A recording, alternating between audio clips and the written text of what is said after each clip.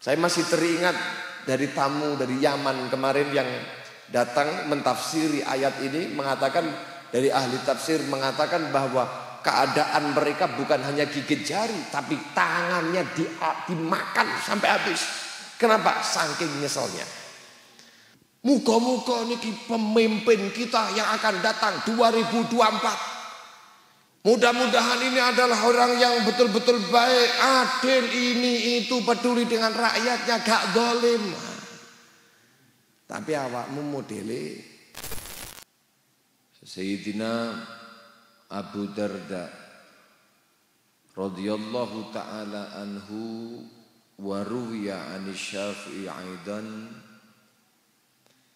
laula al-qiyamu bil ashar wa suhbatul akhyar makhtartul baqa'a fi hadhihi ad-dar. Beliau mengatakan kalau seandainya bukan untuk mendapatkan keutamaan dan pemberian-pemberian Allah yang diberikan ketika kita mendirikan malam di waktu sahur, yaitu waktu yang mendekati subuh, dan juga kalau seandainya bukan karena senangnya berkumpul dan besarnya keutamaan berkumpul dengan orang-orang yang baik, maka aku tidak akan pilih untuk tetap di atas dunia ini.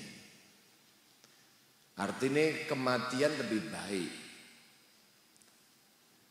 Tapi yang menjadi semangat hidup, yang menjadi kesenangan dalam kehidupan itu adalah ketika memperbaiki hubungannya dengan Allah di waktu yang istimewa, memperbaiki hubungannya dengan manusia-manusia, di antaranya dengan mendekatkan diri kepada orang-orang yang baik. Karena posisi manusia itu ketika berkumpul dengan orang yang baik, meskipun belum menjadi orang baik, niku capek, niku saged menjadi orang yang baik. Innama mathalul jalisus salih, contoh utawa gambarane jalisus salih niku wong sing kumpul kalih wong saleh. Kalau mau dibandingkan dengan jali susu, orang yang duduk bersama dengan orang-orang yang buruk, kahamilil miski wa nafikhil kir. Koyok wong sing nggawa minyak wangi kumpul karo bakul minyak wangi, sing setunggale koyok kumpul kalih tukang pandi. Ya lek zaman sakniki ini gampang ngomong karo tukang rokok. Orang kalau bakul parfum, meskipun kita itu bukan penjual parfum dan bahkan kita tidak memakai parfum, keluar dari perkumpulan sama bakul parfum niku wangi. Betul? Ya biasanya jenenge bakul paling enggak ya promosi-promosi gratis ya di toiletnya titik. Iki keluaran bulan ini. Monggo dicobi. Wah. Bahkan minyak wangi ini kan ana testernya. Dipakai sepuasnya monggo. Ora tahu tuku tapi wangi terus bendina. Kumpule kali tukang minyak wangi. Tapi lek kumpule karo wong sing tukang rokok, masih daerah rokok nang ndi ambune napa? Rokok. Kenapa kok demikian? Ya begitulah yang dicontohkan oleh baginda Nabi Muhammad, pentingnya sebuah perkumpulan. Pramila para rawuh ingkang dipun rahmati dening Allah Subhanahu wa taala.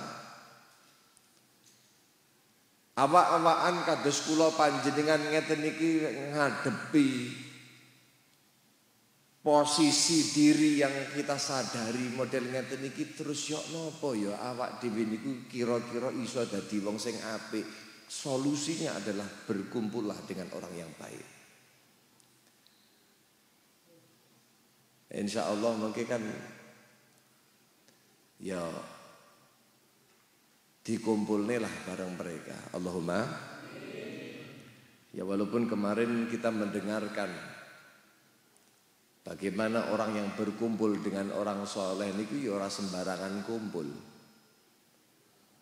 Ono nomor 1, nomor 2, nomor 3. Nomor 1 niku kudu iso persis, berarti kumpulin niku ngambil manfaat ilmune diambil agar supaya saya bisa seperti ini bahkan lebih dari ini.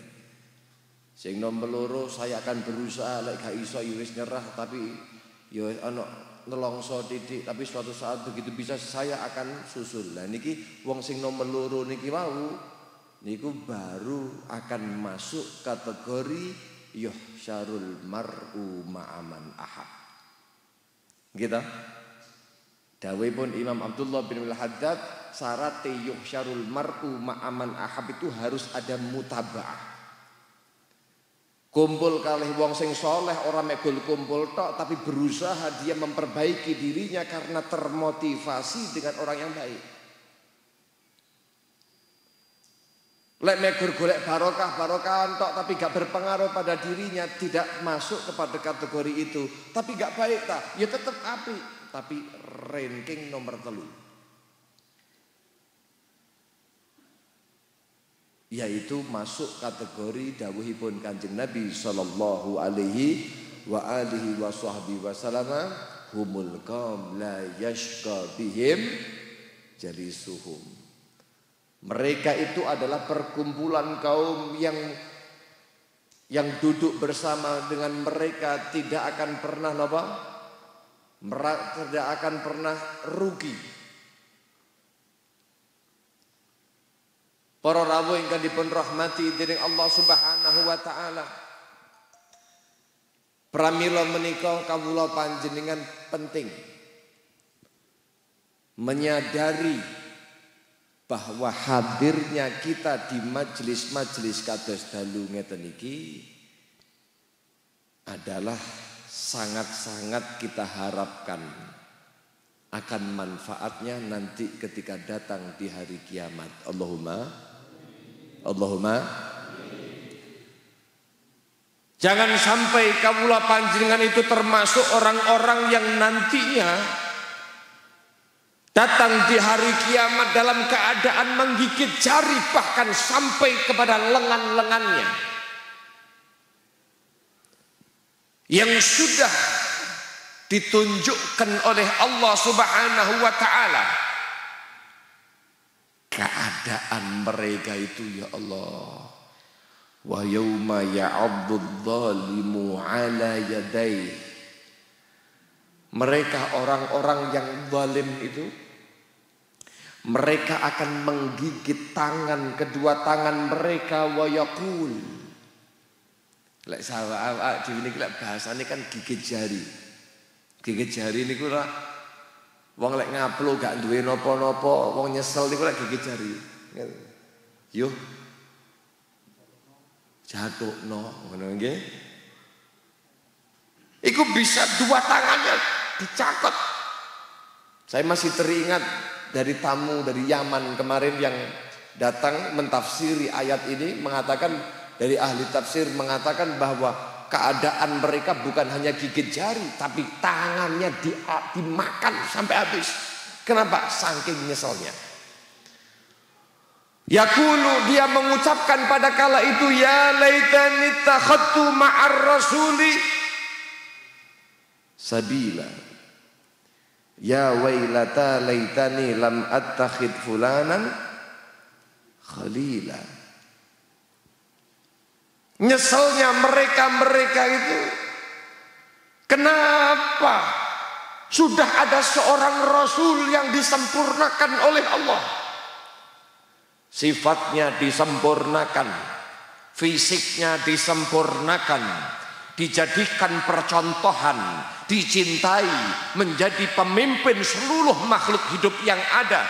Nabi Muhammad sallallahu alaihi wasallam niki sudah diutus oleh Allah menjadi uswatun hasanah dengan segala macam kesempurnaannya, tapi kenapa masih mengidolakan yang lainnya? Kenapa saya masih memilih jalan yang lainnya, yang itu adalah bukan jalannya Kanjeng Nabi Muhammad SAW.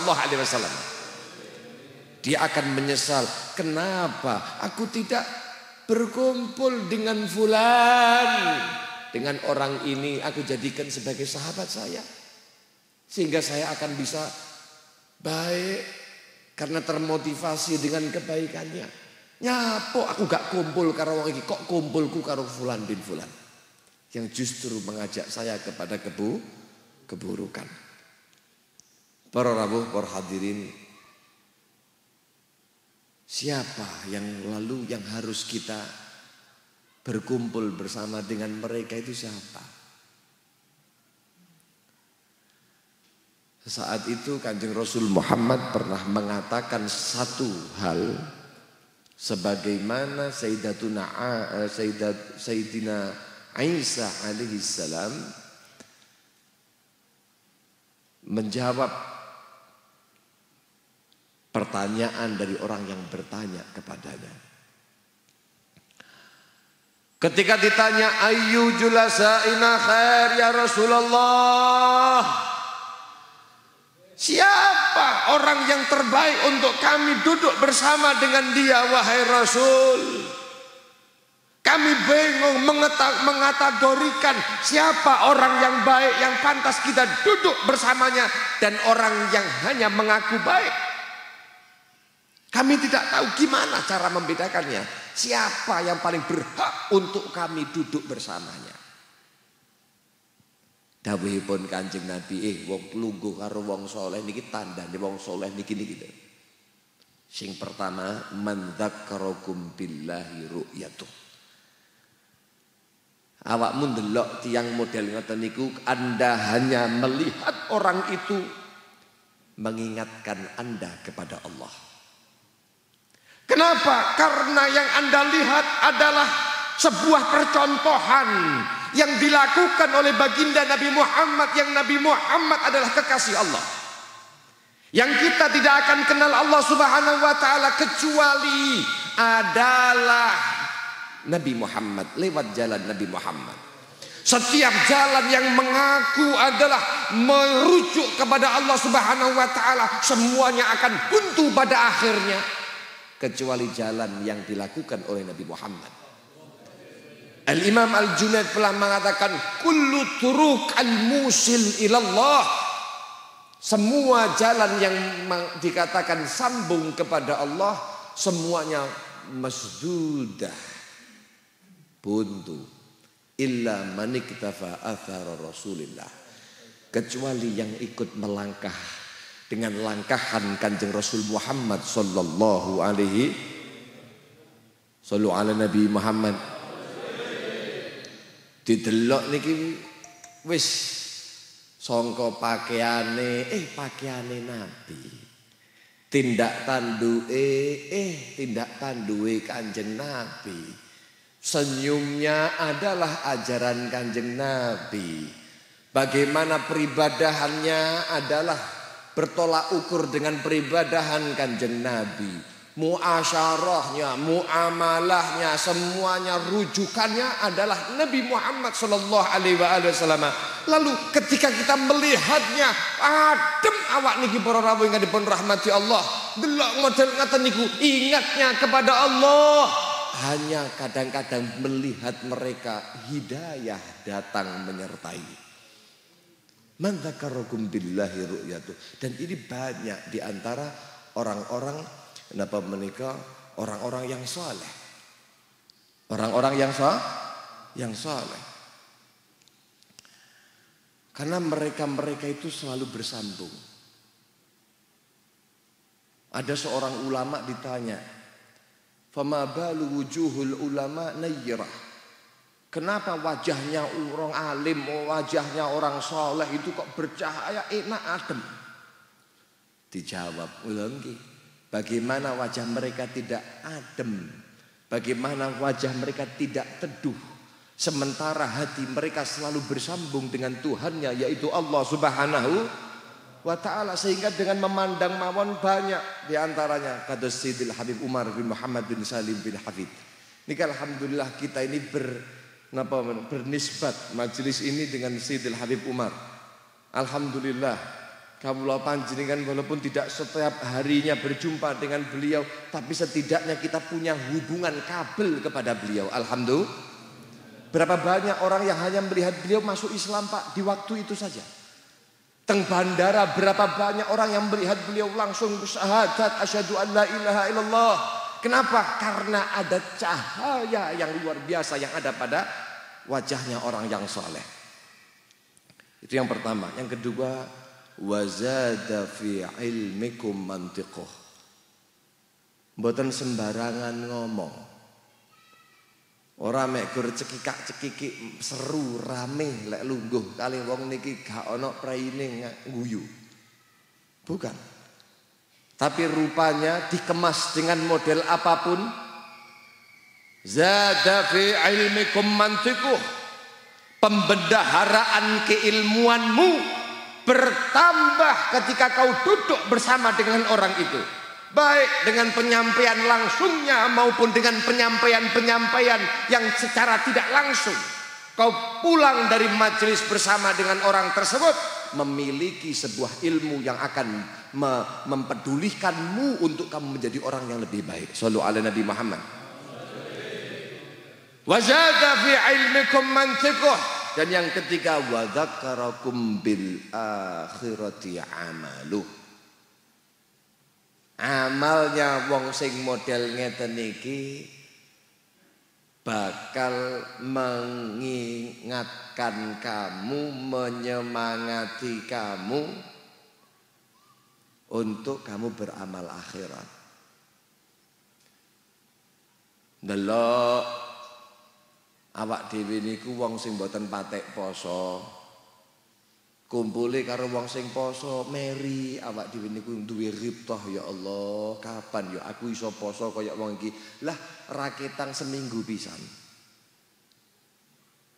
Tapi lek kumpulane sampean niku karo wong sing bendina muangan kathah. Masa awakmu niku mulai belajar poso, wah kapan aku iso mangan akeh kaya wong model ngene iki. Amalnya memberikan targhib kepada kita, memberikan semangat kepada kita untuk kita itu beramal akhirat yang banyak. Itu adalah gambaran orang yang harusnya kita kumpul bersamanya. Siapakah mereka? Para ulama al-amilin, mereka-mereka yang mengamalkan ilmunya, wal fuqaha, para orang-orang yang faham agama, al-muhtadin, yang mereka-mereka disertai ilmunya itu dengan hidayah. Wong niku lek duwe ilmu kathah tapi ora dibarengi karo hidayah. Man izdada ilman wa lam yazdad hudan lam yazdad minallahi illa hudan. Tambah ilmune tapi mboten wonten hidayahipun saking Gusti Allah, ora tambah kecuali tambah adoh sekalian Gusti Allah. Pramila para rawuh ingkang dipun rahmati Allah, pergunakan di waktu yang demikian ini kawula panjenengan dekat dengan para ulama. Dekat dengan para fuqaha, dekat dengan orang-orang yang saleh. Kadang-kadang kita tuh mimpi, muga-muga niki pemimpin kita yang akan datang 2024 yang dijadikan oleh Allah adalah pemimpin fulan bin fulan. Dia adalah orang yang begini. Mudah-mudahan ini adalah orang yang betul-betul baik, adil, ini itu, peduli dengan rakyatnya, gak zalim. Tapi awakmu modele kumpul teng majelis kalian para ulama ngeten iki ora patek demen. Embuh dengan berbagai macam alasannya. Embuh niku alasane niku merasa tidak pantas. Embuh niku alasannya malu. Embuh niku alasannya sibuk. Embuh niku alasane niku aras-arasen. Embuh niku alasane niku alah majelis gak penting, iki enek majelis sing luwih penting. Macam-macam alasannya sehingga mereka itu hidupnya jauh daripada didikan para ulama yang mereka itu adalah warathatul anbiya. Dari mana kau akan tahu jalannya Nabi kalau bukan lewat jalannya para ulama? Dari mana kaula panjenengan anak putra putu kaula panjenengan bakal tahu syariat ini kecuali melalui mereka. Lah terus kalau majelis semacam ini dibuat lalu panjenengan masyarakat menika mboten patek greget untuk bisa menghidupkan majelis-majelis semacam ini, terus mau dapat hidayah dari mana? Mau dapat ilmu dari mana? Lek megur senengane menghadap TV, kumpulane karo wong sing kepet-kepet, gak tahu sholat, gak tahu adus, gak tahu. Ngapunten. Lalu terus kemudian model ngoten niku terus berharap, pokoknya muga-muga pemimpin ini adalah orang yang adil. Lah sik dah. Tangi sik. Paling sampean sik ngimpi. Lah nggih napa mboten? Nggih napa mboten? Allah menjadikan seorang pemimpin yang zalim itu karena kelakuan orang-orang yang dipimpin. Kalau kita pengen punya pemimpin yang baik, perbaiki mulai diri kita. Dengan cara apa yang paling penting? Hadir di majelis-majelis ilmu. Dekat dengan para ulama. Wazahimuhum birukabikum. Dempetano. Dengkul-dengkul sampai pepet-pepet to nanggone kon. Ya miki mboten terus mbok sodok-sodok nek mboten. Artinya jangan jauh dari mereka. Allah Subhanahu wa taala niku sampun jelas memberikan sebuah peringatan. Wa kadzalika nuwalli ba'dadh dhalimina ba'dhan bima kanu yaksubun. Dan demikianlah kami jadikan sebagian orang-orang yang zalim itu menjadi seorang pemimpin. Dari bagi sebagian yang lain disebabkan apa? Kelakuannya kalian. Seorang tabi'in bernama Al-A'mash. Ketika ditanya tentang ayat tersebut, beliau niku menjelaskan ngeten. Kula mendengarkan dari seorang sahabat muridipun Kanjeng Nabi Muhammad sallallahu alaihi wasallam. Mereka menggarisbawahi maksud daripada ayat ini. Aku mendengar mereka itu, yaitu para sahabat Nabi Muhammad sallallahu alaihi wasallam berkata, jika manusia itu sudah rusak moral mereka, sudah jauh mereka daripada ilmu, mereka jauh daripada akhlak yang diajarkan oleh baginda Nabi Muhammad sallallahu alaihi wasallam, maka mereka itu akan dipimpin oleh orang-orang yang zalim, orang-orang yang jahat, orang-orang yang akan menyakiti mereka, yang menzalimi mereka, yang akan tidak peduli dengan urusan agama. Sebabnya apa? Ini wow. Makanya datang setunggal riwayat, datang kitab syarah napa menika Nasha'ihul Ibad. Niku ingkang nulis menika Syekh Nawawi Al-Bantani. Dijelaskan sebuah riwayat Kanjeng Nabi niku natos ndawuh, sayati zamanun 'alan nas, akan datang satu zaman yang menimpa manusia atau ala ummati, pada umatku ini. Ummati pun Rasulullah sallallahu alaihi wasallam. Mereka itu sifatnya gimana pada saat itu? Yafirruna minal ulama'i wal fuqaha.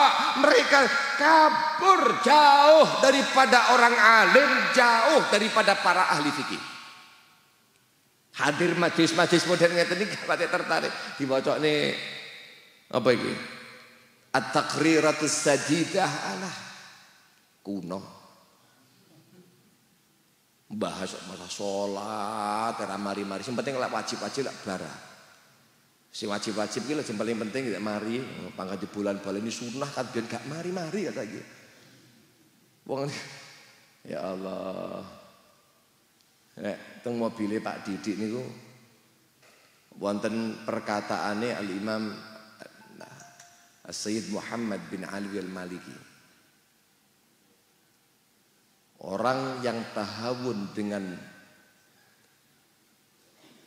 perkara sunnah bakal suatu saatnya dia itu tahawun meremehkan perbuatan-perbuatan, meninggalkan perbuatan-perbuatan yang wajib dan melakukan perbuatan-perbuatan yang haram. Para rawuh, sifat umat di akhir zaman itu mereka jauh daripada para ulama, jauh daripada ahli fikih. Sehingga fayabtalihimullah bithalath baliyat. Allah akan kasih balak mereka, Allah akan kasih timpakan ujian bagi mereka dengan tiga balak, 3 musibah, 3 ujian. Apa? Yang pertama, ulaha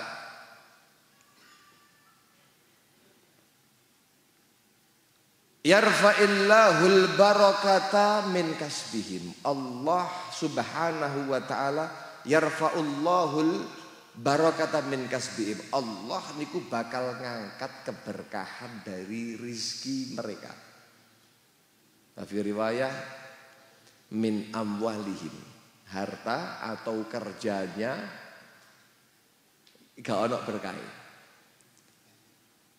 Semakin banyak uangnya ternyata bukan semakin dia itu dermawan membantu orang-orang fakir miskin, bukan.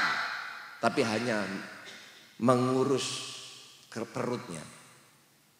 Semakin dia kaya, bukan semakin dia itu akan bersyukur kepada Allah, semakin dia banyak melakukan hal-hal yang di situ mengandung kekufuran atas nikmat Allah. Akeh duwite, akeh maksiat.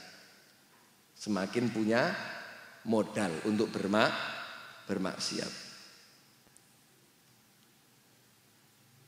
Orang yang demikian ini enggak berkah.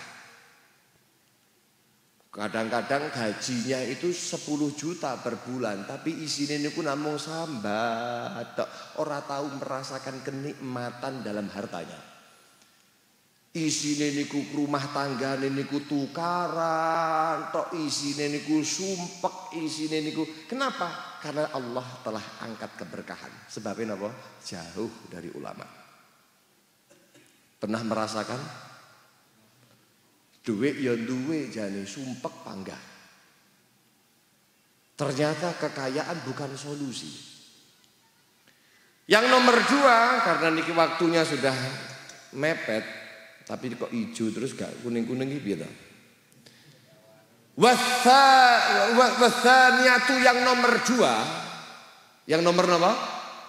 Yang nomor 2, yusallitullahu alaihim sultanan zaliman. Allah akan mengkuasakan kepada mereka seorang pemimpin yang zalim. Sebabnya apa, Pak? Mboten patek seneng majelis-majelis model ngaten niki mboten patek seneng. Terus engko demo-demo, terus engko pasang banner pemimpin yang zalim, muga-muga pemimpin yang adil kita dikasih ini. Seneng kumpul karo ulama, cedeka karo para ulama. Gusti Allah engko mandang. Allahumma sing dikirim nih kangge awak-awakmu sing model ngaten niki pemimpin yang adil. Allahumma amin, Allahumma. Sing nomor 3, nah niki pun klip-klip langsungan. Sing nomor 3 menika ats-tsalisatu yakhrujuna minad dunya bighairi iman. Iso-iso wong sing model ngeten iki medal saking donya ora duwe iman. Lho yok napa mboten gadah iman para rawuh ingkang dipun rahmati dening Allah. Yok napa gadah iman lek kumpule mboten kalih wong ahli iman. Gimana dia itu akan menjadi orang-orang yang ahli kebaikan kalau dia kumpul bukan kepada orang-orang yang baik. Artinya dia mati dalam keadaan tidak membawa iman, dia tidak berhasil dengan fitnatul mamat. Karena di dalam sakaratul maut itu innalil mauti sakarat, ada sakit yang luar biasa. Engko ono iblis njilmo. Mbuh nang njilmo ibuke, gurune. Ayo, gak ono. Allah niku gak ada. Muhammad bohong. Lek saumpama ono sing nulungi iki Muhammad, buktine aku ki ibumu ki lho. Seandainya harus ada Tuhan, maka ibumu ini yang kau sembah, Nak. Apakah kau tidak berpikir kau itu lahir dari rahim ibu? Bahkan kau bisa tumbuh kembang dari air susu ibu, darah daging ibu. Seharusnya ada Tuhan itu ya ibu, kalau memang harus ada Tuhan. Wong lek gak duwe iman, Pak Bu, ini akan mengatakan asyhadu annaki rabbi. Aku bersaksi, Bu, jenengan Tuhanku. Niki sama dia bawa segelas air dalam keadaan yang sangat dahaga luar biasa. Niki tergoda imannya. Yakhrujuna minad dunya bighairi iman, metu gak nggawe iman. Naudzubillahi min. Ya Allah. Maka niki semoga-moga awak dhewe niki saderenge mati, muga-muga aja sampai mati dhisik. Amin. Sadurunge mati aja sampai mati. Paham napa mboten? Awakmu ketoke urip kabeh, wah iso guyu, iso ngakak, tapi ternyata ada kematian di dalam hati kita. Iman tidak hidup. Naudzubillahi min. Enggak tertarik malih dengan Kula teringat niki sebuah perkataan daripada Al-Imam sebagai penutup daripada apa yang saya sampaikan. Imam Sya'rawi niku ndawuhaken, laisal maut a'dhamul masaib. Kematian yang kita lihat itu sebenarnya bukan musibah terbesar. Laisal maut a'dhamul masaibil napa menika al-hayah. Kematian itu bukan terbesar daripada musibah-musibah kehidupan ini, bukan. Bal huwa sunnatul hayah. Sejatinya itu adalah ya wis sunnah kehidupan ini. Wong urip niku ya bakal apa? Sing kekal itu hanya Gusti. Walakin a'dhamul masaib. A'dham masaib, terbesarnya musibah yang ada itu ayyamutal khauf minallahi subhanahu wa ta'ala fi qalbika wa anta ala qaidil hayah. Musibah terbesar itu ketika kita itu tidak lagi punya rasa takut kepada Allah. Rasa takut kita kepada Allah itu sudah mati, padam dalam hati ini loh. Sementara kita itu masih hidup. Prenjengannya awak dhewe niku sehat, tapi nang jero ati niku gak duwe wedi kali Gusti Allah. Naudzubillahi min. Muga-muga dengan berkat perkumpulan ingkang sae ngeten iki kawula panjenengan estu dipun paringi kesaenan dening Allah Subhanahu wa taala. Mudah-mudahan Allah Subhanahu wa taala jadikan hidup kita ini menjadi hidup yang diberkahi, anak-anak kawula panjenengan anak-anak yang diberkahi, rezeki kawula panjenengan rezeki yang diberkahi, kawula panjenengan mugi-mugi diparingi istiqamah, kawula panjenengan mugi-mugi tidak terputus dengan majelis kebaikan semacam ini, kecuali yang memutuskan adalah takdir sakit atau takdir udzur syar'i dari Allah Subhanahu wa taala sampai mati kawula panjenengan, sehingga ketika kawula panjenengan terbaring dalam keadaan tidak hadir, ditulis oleh malaikat kawula panjenengan tetap setiap hari oleh pahalane wong hadir. Amin amin Allahumma amin. Hadani Allah wa iyyakum ila shiratal mustaqim. Wassalamu